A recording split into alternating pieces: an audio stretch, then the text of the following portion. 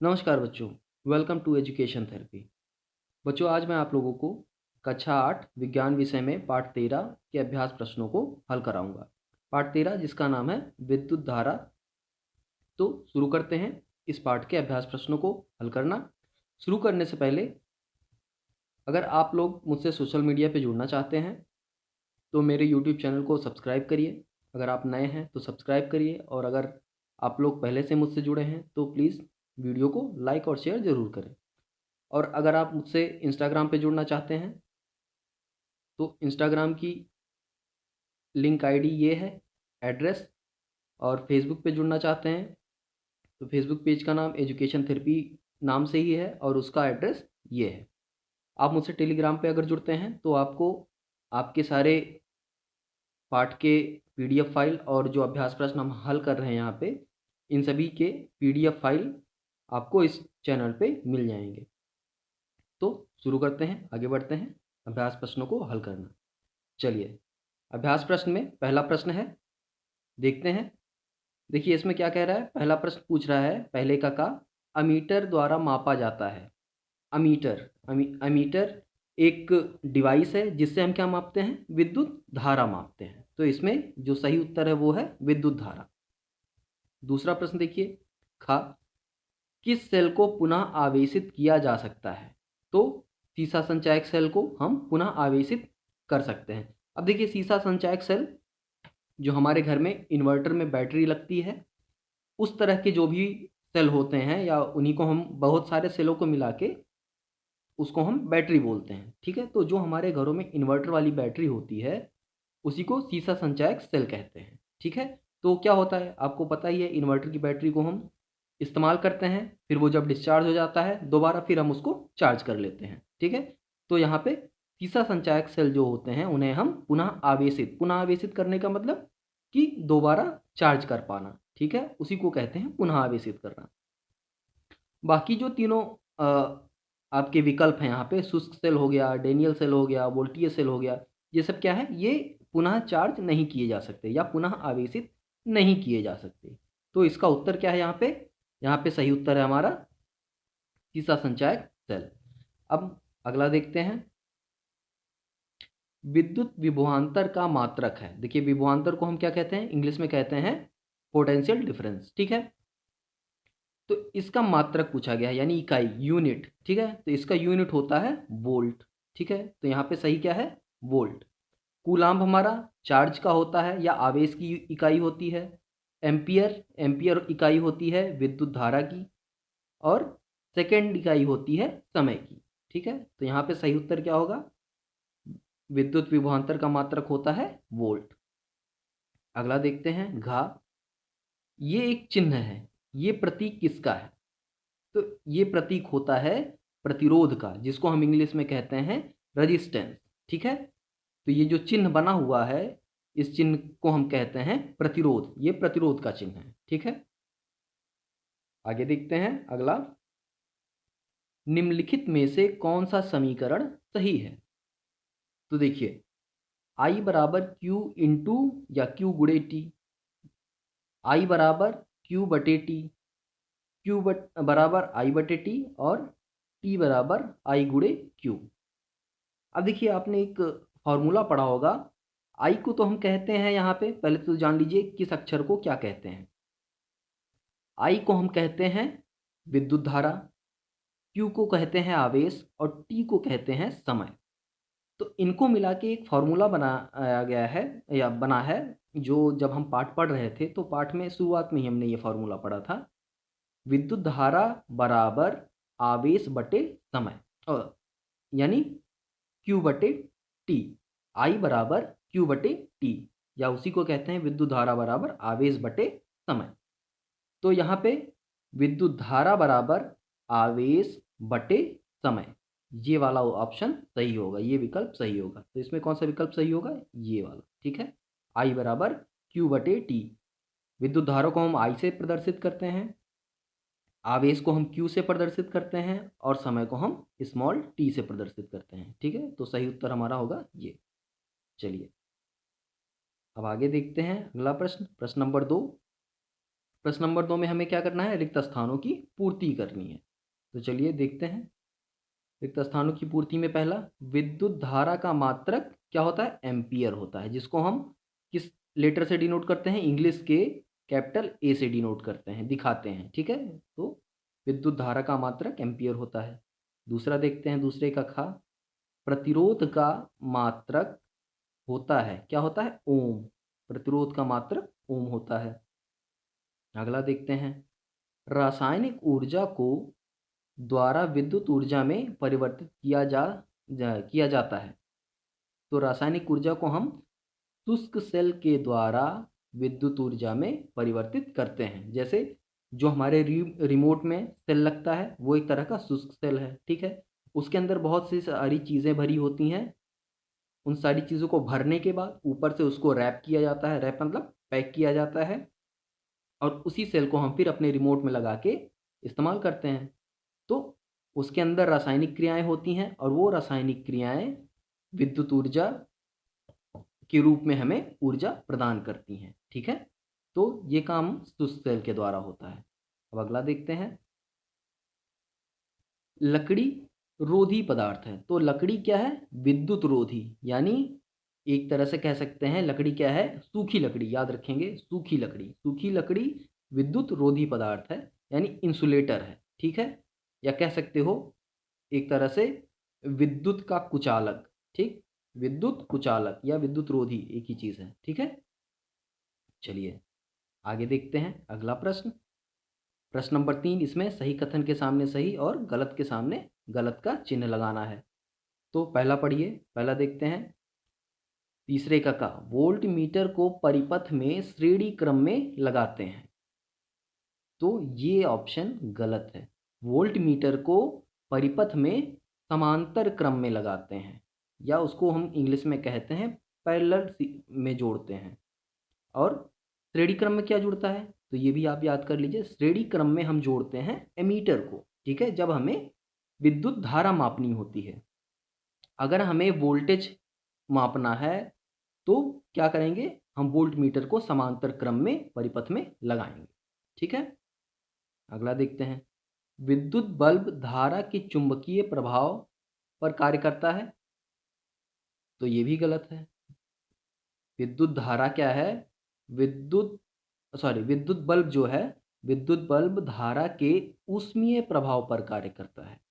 ठीक है, विद्युत बल्ब जो है उसमें एक जो अंदर उसका फिलामेंट होता है टंगस्टन का, वो जब उसमें विद्युत धारा प्रवाहित होती है तो वो फिलामेंट क्या होता है, गर्म हो जाता है। ऊष्मीय प्रभाव के कारण गर्म हो जाता है और गर्म होकर जलने लगता है, तभी हमको रोशनी मिलती है। ठीक है, तो विद्युत बल्ब धारा के ऊष्मीय प्रभाव पर कार्य करता है।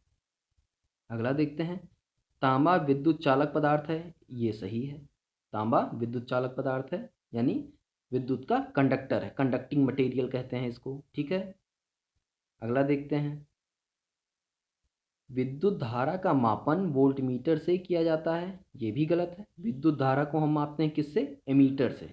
ठीक है, वोल्टमीटर से हम क्या मापते हैं, परिपथ में या दो बिंदुओं के बीच वोल्टेज क्या है। ठीक है, चलिए अगला प्रश्न देखते हैं, प्रश्न नंबर 4।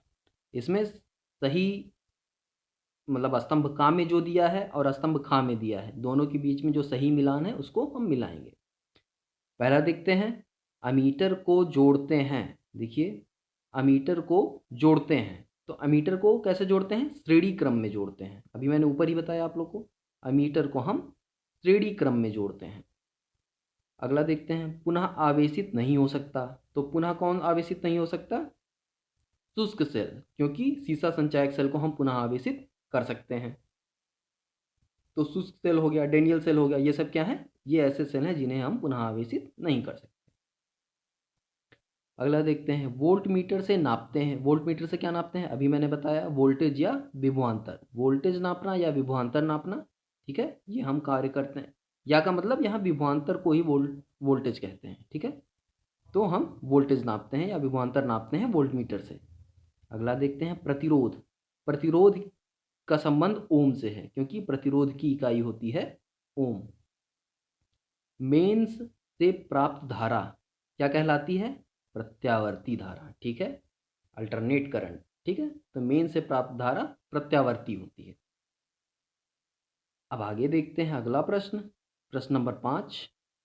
इसमें देखिए पहला प्रश्न 5वें का प्रश्न क्या कह रहा है, विद्युत वाहक बल तथा विभवांतर, इसमें क्या बताना है हमको, अंतर बताना है, ठीक है। यहाँ लिखा ना अंतर स्पष्ट कीजिए, किसमें, विद्युत वाहक बल तथा विभवांतर में। तो इसका उत्तर देखते हैं। देखिए इस दोनों में अंतर क्या होता है।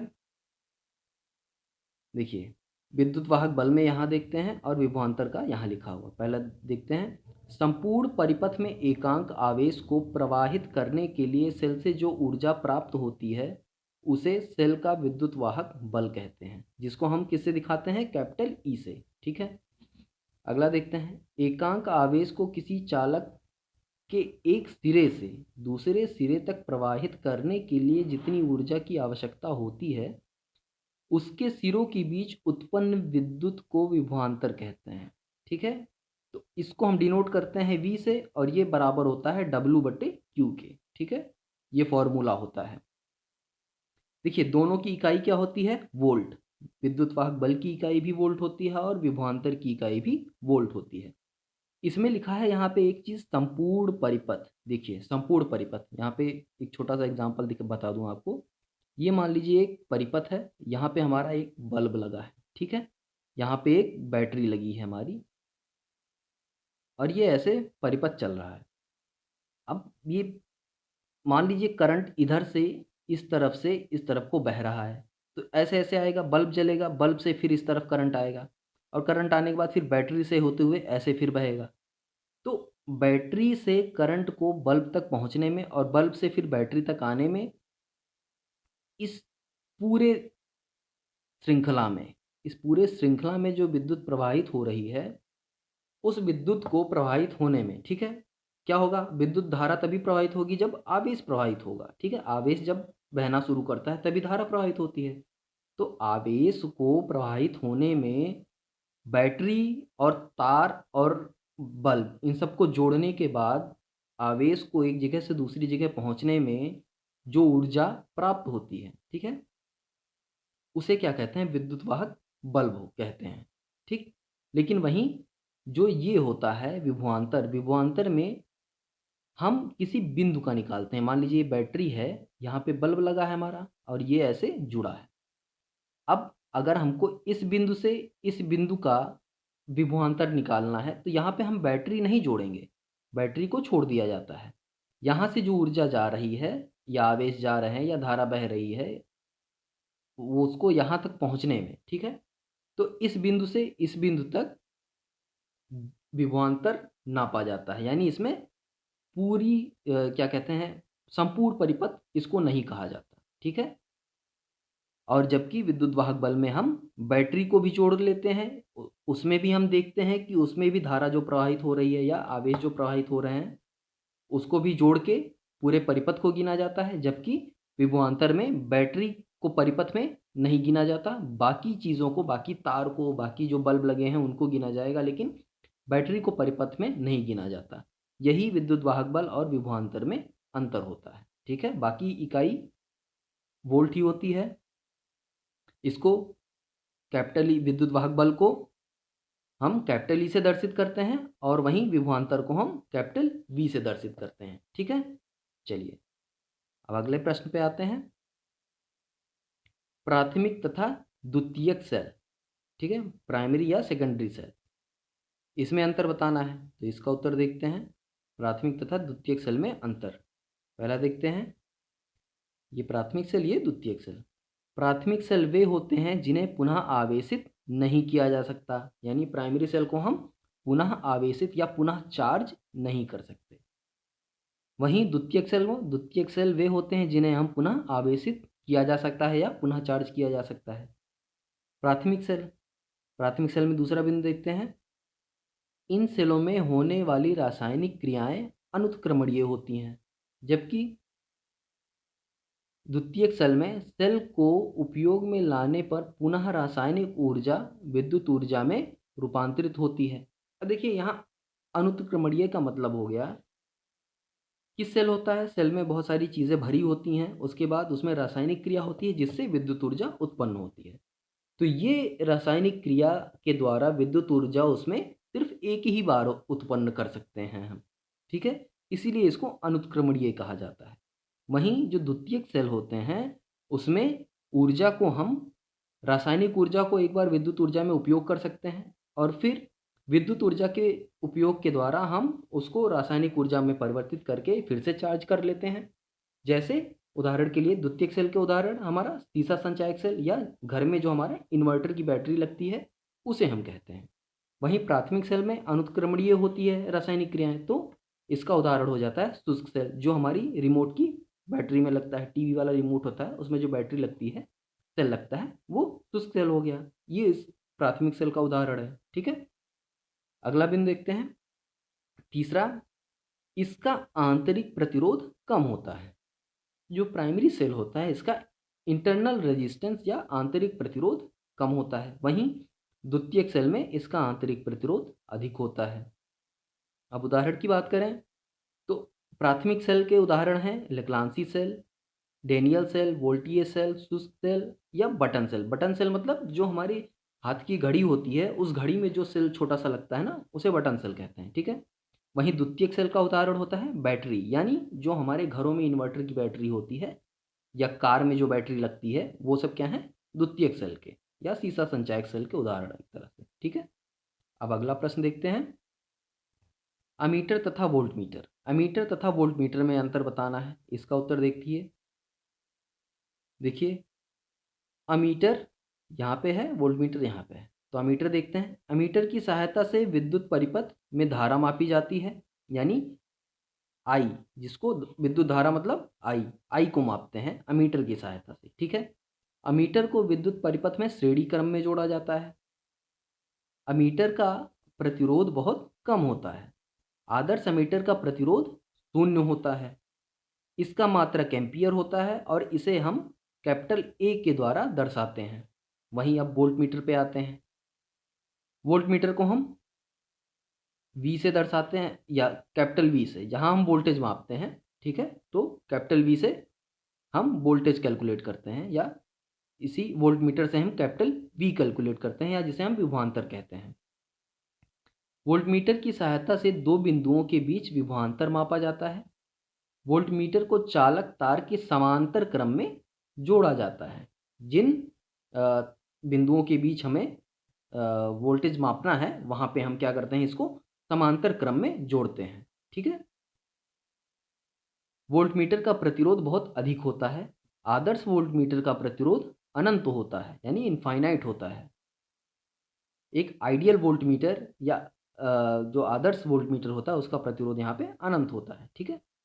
आगे देखते हैं, इसका मात्रक वोल्ट होता है। इसको या इसे कैपिटल वी के द्वारा दर्शाया जाता है। तो ये अमीटर और वोल्टमीटर में अंतर होता है। चलिए आगे देखते हैं अगला प्रश्न, प्रश्न नंबर 6।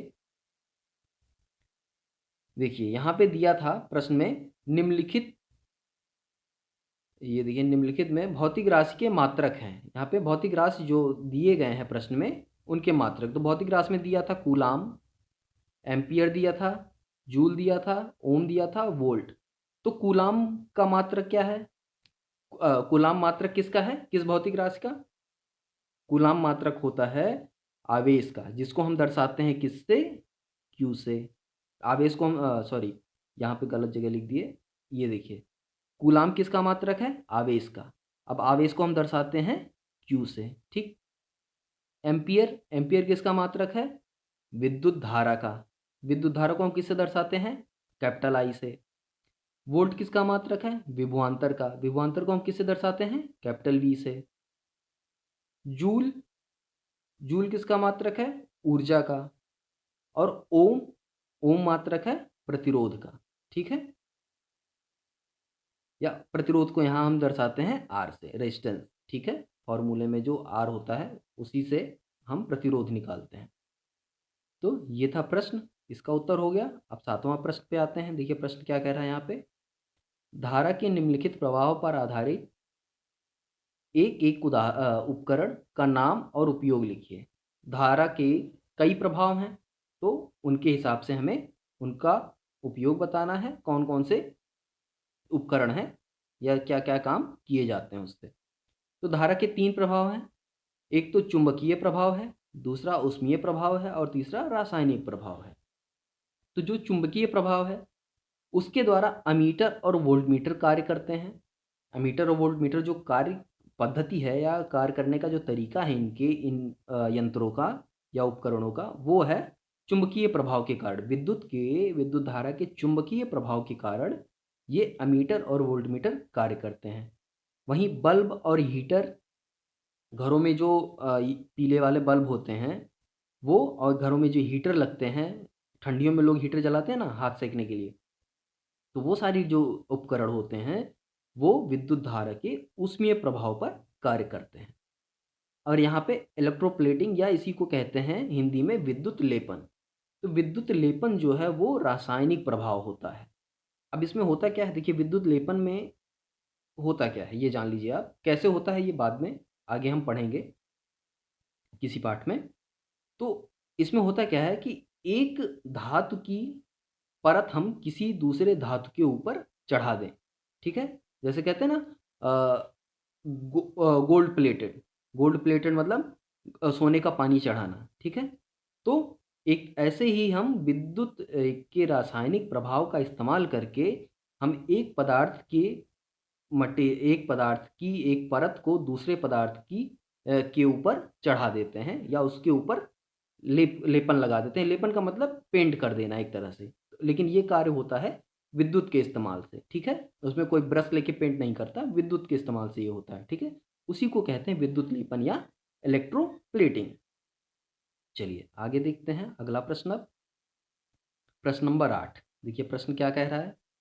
फ्यूज तार क्या है, इसका उपयोग या क्या उपयोग होता है, या किस मिश्र धातु का से बना होता है। इसका उत्तर देखिए, फ्यूज तार यह शीशे और टिन से बनी मिश्र धातु का कम गलनांक वाला एक पतला तार होता है जो विद्युत परिपथ में शॉर्ट सर्किट से होने वाली हानि से हमें बचाता है, ठीक है।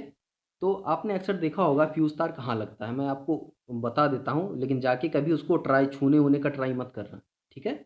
बहुत खतरनाक चीज़ होती है विद्युत, बहुत रिस्की है, ठीक है। तो जो चीज़ नहीं पता उसको बिल्कुल उससे दूर रहिए। जहाँ आपके घर में मीटर लगता है, आपके घरों में जहाँ मीटर लगता है उसी के बगल में आपने देखा होगा कि फ्यूज़ लगा होता है, कुछ पत्थर के जैसा एक चीज़ लगा होता है। उसी पत्थर वाली चीज़ को हम फ्यूज़ कहते हैं, उसी में एक पतला सा तार लगा होता है जिसे हम फ्यूज़ कहते हैं, ठीक है। तो ये तो मैंने बता दिया, लेकिन आप कभी उसको छूइएगा नहीं। पूरी विद्युत से हमें सावधान रहना चाहिए, विद्युत बहुत ही खतरनाक चीज़ है, ठीक है। अब आगे देखते हैं, उपयोग देखते हैं इसका। देखिए, विद्युत परिपथ में शॉर्ट सर्किट होने पर तथा अधिक वोल्टेज आने पर, शॉर्ट सर्किट हो जाए, जैसे कहीं पे 2 तार फट गए तो शॉर्ट सर्किट हो गया, ठीक है।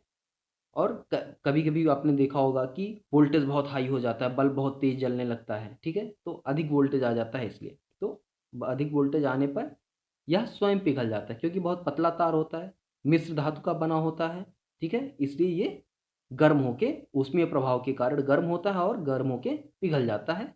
और पिघलने के कारण जब तार गल जा के टूट जाएगा तो विद्युत धारा का प्रवाह रुक जाएगा, जिससे विद्युत धारा का प्रवाह रुक जाता है और तारों तथा विद्युत उपकरणों को कोई हानि नहीं पहुंचती, क्योंकि जब विद्युत धारा का प्रवाह रुक जाएगा तो घर में बिजली जाएगी नहीं और उससे हमारे घर में जो उपकरण लगे हैं वो सुरक्षित रहेंगे, ठीक है। आगे देखते हैं, फ्यूज तार को चीनी मिट्टी के बने एक खोल में लगाते हैं, इसे फ्यूज कैरियर कहते हैं। जो मैंने अभी बताया, चीनी मिट्टी का जो पत्थर जैसा दिखता है ना एक सामान, जहाँ हमारा घर का मीटर लगता है वहीं अगल बगल में एक बोर्ड पे लगा होता है, ठीक है। तो वो पत्थर जैसा दिखता है, वो असल में बना होता है चीनी मिट्टी का, तो उसे ही कहते हैं हम।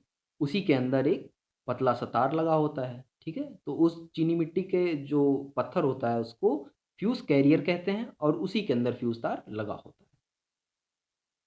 चलिए अगला प्रश्न देखते हैं, 3 घरेलू उपकरणों के नाम बताइए, नाम लिखिए, यह मेंस के साथ कैसे जोड़े जाते हैं। तो 3 घरेलू उपकरण, इसका उत्तर देखिए, विद्युत परिपथ में लगे उपकरण जैसे, अब देखिए घरेलू उपकरण क्या हो गया, बल्ब हो गया, पंखा हो गया, फ्रिज आदि, तो 3 घरेलू उपकरण ये हो गए। इन उपकरणों को खराब होने से बचाने के लिए प्रत्येक विद्युत परिपथ में एक कम गलनांक वाले मिश्र धातु के तार के टुकड़े को प्रयोग किया जाता है, जिसे हम फ्यूज कहते हैं, फ्यूज तार कहते हैं। यह तार का टुकड़ा एक विद्युत रोधी आधार के कटआउट में लगाया जाता है। विद्युत रोधी आधार का मतलब जो हमारे चीनी मिट्टी का पत्थर होता है, ठीक है, उसे विद्युत रोधी आधार कहा जा रहा है यहाँ पे। इस छोटे तार को फ्यूज कहते हैं। इसे मेंस की श्रेणी क्रम में जोड़ा जाता है, यानी जो हमारा मेंस का तार होता है, यानी जिसमें हमारा वोल्टेज आता है, ठीक है, वोल्टेज कह रहे हैं, जिसमें हमारी आवेश या धारा प्रवाहित होती है, आवेश नहीं, जिसमें धारा प्रवाहित होती है, ठीक है। अब धारा प्रवाहित हो रही है जिस तार में, उसी तार के श्रेणी क्रम में लगाते हैं, ठीक है, फ्यूज को। चलिए आगे देखते हैं अगला प्रश्न। घरेलू विद्युत उपकरणों के प्रयोग में क्या सावधानियां रखनी चाहिए? तो हमको कौन कौन सी सावधानियां बरतनी चाहिए घरेलू उपकरण या विद्युत उपकरणों को इस्तेमाल करने के लिए? इसका उत्तर देखते हैं। घरेलू उपकरणों को इस्तेमाल करने के निम्न सावधानियां बरतनी चाहिए। देखिए पहला बिंदु देखते हैं। विद्युत धारा के खुले तार को नहीं छूना चाहिए। कभी भी कहीं भी नंगा तार है या खुला तार है एकदम, तो उसको बिल्कुल नहीं छूना चाहिए, उसके पास भी नहीं जाना चाहिए, ठीक है। अगला देखिए, भीगे हाथों से स्विच को नहीं छूना चाहिए। स्विच हो, तार हो, कुछ भी हो, कोई चीज़, कोई भी विद्युत का सामान कभी गीले हाथ से, नम हाथ से या नम शरीर से बिल्कुल नहीं छूना चाहिए, या नम धातु से भी पकड़ के नहीं छूना चाहिए, ठीक है। धातु हो गया, लकड़ी हो गया, किसी भी चीज़ से अगर वो नम है या गीली है तो बिल्कुल नहीं उससे तारों को छूना चाहिए। घरों में अच्छे विद्युत रोधी लेप वाले संयोजक तार लगाए जाने चाहिए, यानी अच्छे तार लगाने चाहिए, ठीक है। आगे देखते हैं। विद्युत उपकरण मानक स्तर ISI, देखो हर सामान का एक मानक स्तर होता है, ठीक है। तो जो विद्युत उपकरण हम घर में लगाते हैं उनको हमें देख लेना चाहिए कि क्या वो ISI स्तर के हैं या नहीं है, ठीक है। तो यही लिखा है कि मानक स्तर ISI के ही प्रयोग में लाए जाएं। घरों में वायरिंग कराते समय उदासीन तार का संबंध पृथ्वी, या जिसको हम कहते हैं अर्थिंग तार, ठीक है, अर्थिंग तार जिसको हम कहते हैं, से अवश्य किया जाए। यानी घर में वायरिंग जब भी कराई जाए तो वायरिंग में 3 तार होने चाहिए। एक तो उदासीन तार, अर्थिंग तार, और एक हमारा मेन, ठीक है। न्यूट्रल, अर्थिंग और मेन, ये होते हैं तार। अगला देखते हैं। विद्युत कार्य करते समय रबड़ के दस्ताने पहनने चाहिए। रबड़ के दस्ताने क्यों? क्योंकि रबड़ विद्युत रोधी पदार्थ है। अगर हाथ में रबड़ का दस्ताना होगा तो आप तार छुएंगे भी अगर बाई चांस, तो आपको करंट नहीं मारेगा, ठीक है, क्योंकि रबड़ जो है हमारा विद्युत रोधी पदार्थ है, यानी एक तरह से रबड़ हमारा इंसुलेटर है। विद्युत पदार्थों में सुरक्षा के दृष्टिकोण से सुरक्षा फ्यूज का प्रयोग अवश्य किया जाना चाहिए, यानी घर में फ्यूज का इस्तेमाल निश्चित करना चाहिए। किसी प्रकार के खतरे की आशंका होने पर सर्वप्रथम मेंस का स्विच ऑफ कर देना चाहिए। कोई भी खतरा अगर लग रहा है तो सबसे पहले जो मेंस का कनेक्शन है, मेंस तार जहाँ जुड़ा है, उसको तुरंत वहाँ से ऑफ कर देना चाहिए। तो ये तो सावधानियाँ हो गई कुछ, ठीक है, जिसका ध्यान हमें रखना चाहिए। अब आते हैं प्रश्न नंबर 9 पे। देखिए क्या कह रहा है। एक चालक तार का प्रतिरोध 3 ओम है, तो 3 ओम का मतलब R बराबर दिया है 3.0 ओम, ठीक, ये R बराबर हो गया। तार के सिरों के बीच 1.5 वोल्ट का विभवांतर है। V बराबर क्या हो गया? V बराबर हो गया 1.5 वोल्ट, ठीक।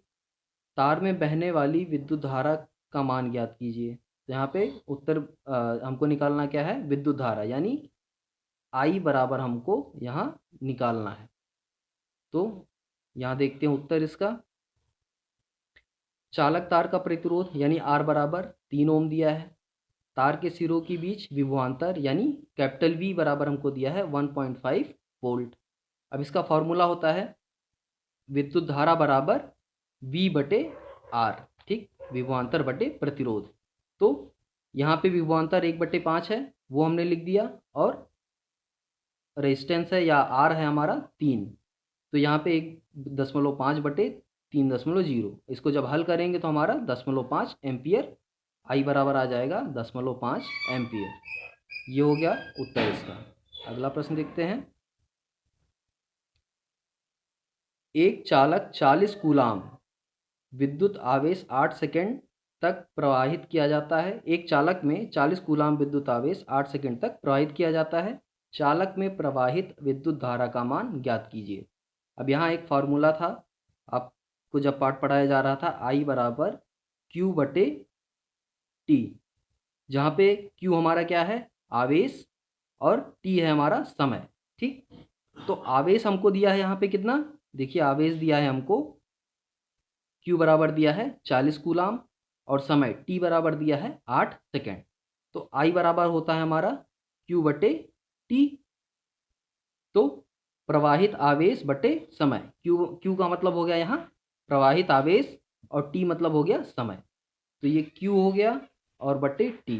तो क्यू की जगह पे हम लिख देंगे 40, और जहाँ टी है टी की जगह पे लिख देंगे 8। तो 40 बटे, यहाँ पे जब हम लिखेंगे 40 बटे क्या हो जाएगा 8, इसको जब हल करेंगे तो हमारा क्या आएगा 5। ठीक है, तो वही 5 देखिए यहाँ पे आ रहा है। तो उत्तर हो गया हमारा 5 एम्पियर। तो ये प्रश्न भी हल हो गया आप लोग का। अब इस पाठ के सारे प्रश्न आप लोग के हल हो चुके हैं। अब अगला पाठ अगली वीडियो में, तब तक के लिए धन्यवाद।